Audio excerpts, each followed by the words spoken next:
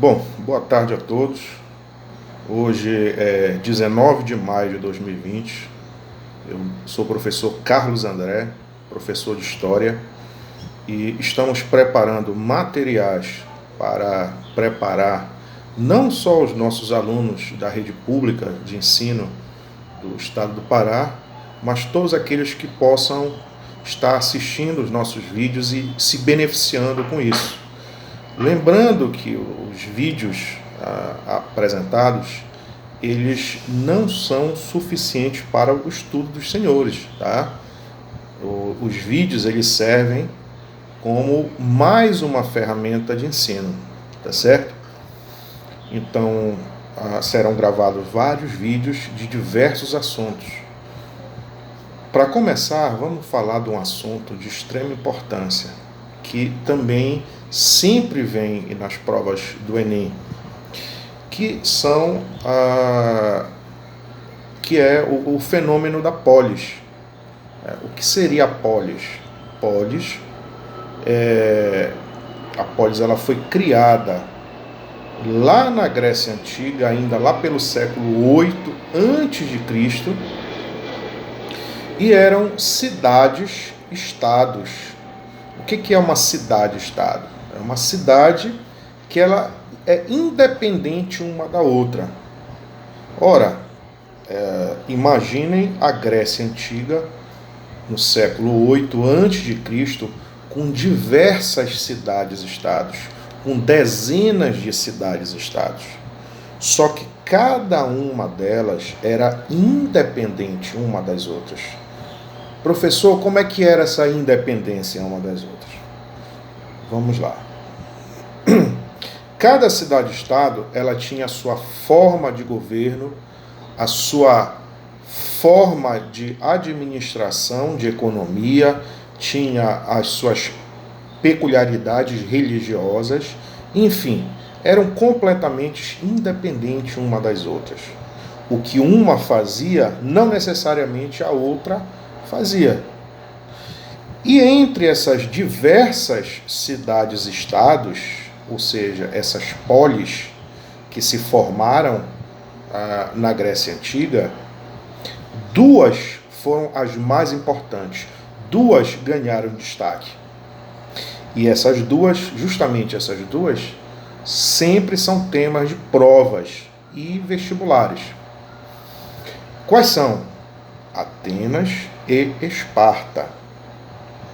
Bom, apesar dessas duas ganharem destaque nesse cenário da polis grega, tá? Cada uma delas era completamente diferente uma da outra. Por exemplo, em Atenas se praticava, era uma cidade cosmopolita, ou seja, era uma cidade que recebia de braços abertos mercadores, artistas, filósofos de outras cidades-estados do mundo grego, tá certo? Então era uma cidade cosmopolita, ou seja, abraçava pessoas vindo de outras cidades-estados. Já em Esparta, era uma cidade que praticava a xenofobia, ou seja, era o inverso de Atenas. Ela tinha aversão ao estrangeiro, ela não gostava de estrangeiros, tá? Então, xenofobia seria aversão, não gosta, não quer o estrangeiro. Então, essa é a primeira diferença entre uma cidade-estado da outra, entre Atenas e Esparta. Então, até sugiro que vocês façam essa anotação, voltem o vídeo e vão anotando essas diferenças. Vamos lá. Atenas era cosmopolita, ou seja, recebia. Esparta era xenofóbica, não recebia estrangeiros. Tá bom? Atenas, ela formava cidadão. Ela formava cidadão ateniense, tá? Entretanto, nem todos eram considerados cidadãos. Para ser cidadão ateniense, tinha que ser filho de pai e mãe ateniense e maior de 18 anos, certo? Quem não poderia ser considerado, quem não era considerado cidadão ateniense? Mulheres, escravos e estrangeiros, que nós vamos chamar também, é conhecido como metecos, tá certo?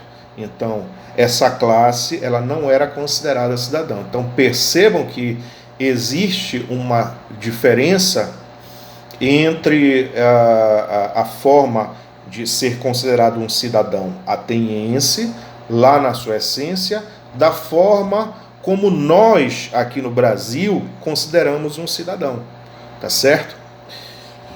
Bom, em Esparta formava-se soldados. Lá a prática era de se formar soldados. Essa também era outra diferença entre Atenas e Esparta. Lembrando que mesmo Atenas sendo uma cidade que abraçava os seus estrangeiros quando vinham através de ser uma cidade cosmopolita, ela tinha o seu exército, ela formava o seu exército também, mas a base dessa cidade-estado era formar cidadãos. Outra particularidade destas duas cidades era que Atenas era uma cidade mercantilista, ou seja, ela fazia troca de mercadorias, ela comercializava com outras cidades-estados, claro, com a interferência do Estado, claro, mas ela tinha relações comerciais com outras cidades-estados, tá certo? Já em Esparta, era uma cidade basicamente agrária, tendenciando para sua autossuficiência. Lembrando que Esparta era uma cidade xenofóbica, ela não gostava de estrangeiros, tá bom? Bom, Atenas foi uma cidade que tinha como sua forma de governo a democracia. Claro, lembrando que essa democracia era limitada, tá certo? Democracia vem de demos, povo, né? E cracia vem de domínio, governo, ou seja, governo do povo. Isto quer dizer democracia, tá? Uma particularidade dessa democracia ateniense era que era uma democracia participativa, ou seja, os cidadãos atenienses, eles iam para a praça pública para defender os seus interesses. Todos os cidadãos iam para a praça pública para defender. Se nós formos fazer uma comparação com a nossa democracia de hoje, ora, percebam que a nossa democracia, ela é uma democracia, mas não é uma democracia participativa. Ela é uma democracia representativa. Atenção, estudante, isso já vi cair em prova, tá certo? Ou seja, você vai escolher um representante para te defender, para defender os seus interesses. Então vamos lá. Democracia ateniense é uma democracia participativa. O cidadão, ele vai defender os seus interesses sem intermediário. Democracia representativa. O cidadão, ele escolhe, ele elege alguém para o representar, representar os seus interesses, sejam assembleias, enfim. Já em Esparta, nós temos a forma de governo é uma aristocracia, ou seja, é um governo de poucos ali, é uma monarquia, tá certo? Então, essas são as principais diferenças entre essas duas cidades-estados, que volto a falar, apesar de serem as duas cidades-estados mais importantes do mundo grego, mas tiveram as suas diferenças bem largas, tá certo? Então espero que tenham anotado essas diferenças. E adiantando um pouquinho o assunto, até porque esses vídeos, nós vamos gravar vídeos curtos, de pelo menos seriam 5 minutos, até 15 minutos, tá certo? Bom, falando um pouquinho da tradição do mundo grego. Nós temos muito forte em cada cidade-estado, nós temos o politeísmo, né? O mundo grego era um mundo politeísta, ou seja, eles acreditavam em vários deuses. E essa crença em vários deuses, né, os tornou um mundo muito interessante para que a gente conhecesse. Tem muitas coisas que foram criadas na Grécia Antiga, que surgiu no mundo grego e que nós utilizamos ainda hoje. Mas isso será motivo, eu vou falar um pouquinho nos próximos vídeos, tá bom, meus queridos?